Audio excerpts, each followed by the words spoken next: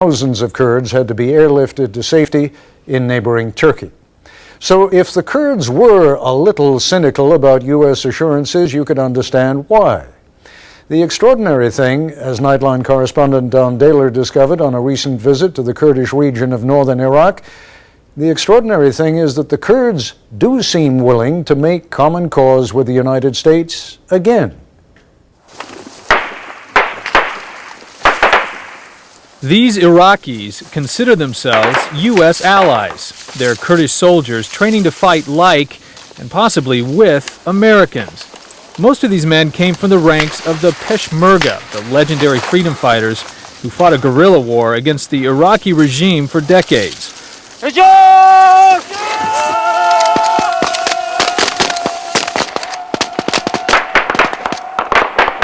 The Kurds are now using American military methods and tactics to convert a ragtag militia into disciplined soldiers.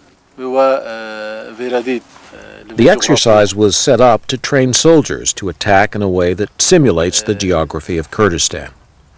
But this region is still officially a part of Iraq. So each step towards a separate Kurdish identity, which includes the establishment of a formal army, is a risky one.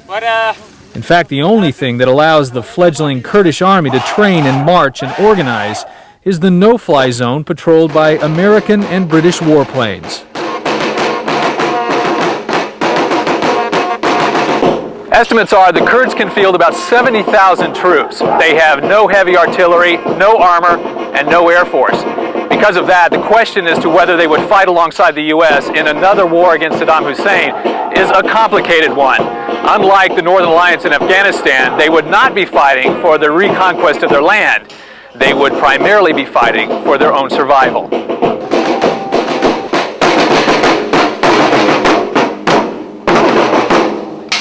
The Kurds call their territory Kurdistan, but around here, only the Kurds call it that. To their neighbors, that sounds a little too much like the name of a country. So officially, it's the Kurdish Autonomous Region of Iraq, and Masoud Barzani is the leader of one of the Kurdish factions, the Kurdistan Democratic Party. If fighting takes place, they will have to protect us. Those who hate America, who cannot reach America, they will direct their anger on us. Barzani says the Kurds would be willing to join the Americans in ridding Iraq of Saddam Hussein, but only if the U.S. avoided civilian casualties in Iraq and only if certain other conditions are met. We need the guarantee that the Kurdish people will be protected from retaliation from those who hate America. And afterwards, if there is a change, we hope that the future condition is better than our present. In return for these assurances, the Kurds say the U.S. would get more than a regional ally. Northern Iraq has half a dozen airfields, such as this 9,000-foot-long runway near the city of Sulaymaniyah, which could immediately be used as staging points for military operations. In the long term, locations like this could conceivably become U.S. military bases. If America wants to come and be our friend, we would like America to come to the area and help us. As I said, if it is to do good things for people, to modernize for people and protect us, we welcome that. In the mountains that form the border between Kurdish territory and Iran, Kurdish soldiers are fighting a group they say is yet another American enemy. Ansar al-Islam, or Supporters of Islam, a radical militant fundamentalist organization holed up here. The U.S. government suspects they are directly linked to al-Qaeda. Al-Ansar is responsible for a rash of assassinations and kidnappings and guerrilla attacks, such as the one that killed these 18 Kurdish soldiers. Fransu Hariri, a Christian Kurdish leader, was murdered last year. His son, Fauzi. He was ambushed by a group of 4 militant gunmen, and then we found out later on that they were of the militant Islamic that are called Ansar al-Islam. This group are mainly dangerous because many people from Afghanistan came to the area. More than 120 20 Afghan Arabs came from Afghanistan to the area. And they are, supported by the Al-Qaeda all over the world. They are financed by them.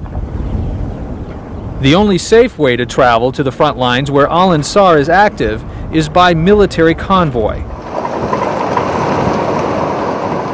The same mountains that have protected Kurdistan from invasion for centuries now protect Al-Ansar. The Kurds jokingly call this area Little Tora Bora. Al-Ansar is over behind this hill. Yes, there is POK.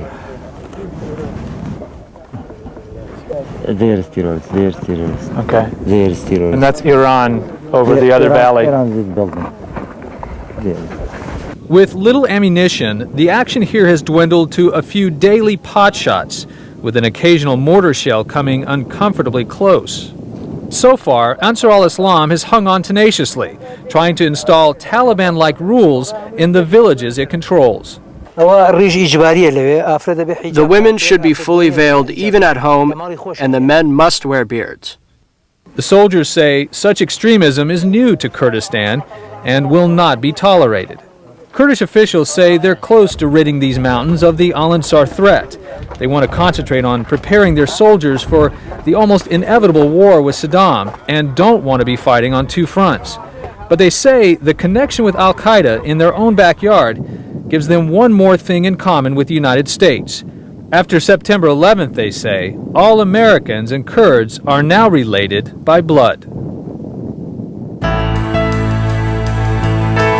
This is ABC News Nightline, brought to you by Mitsubishi Outlander.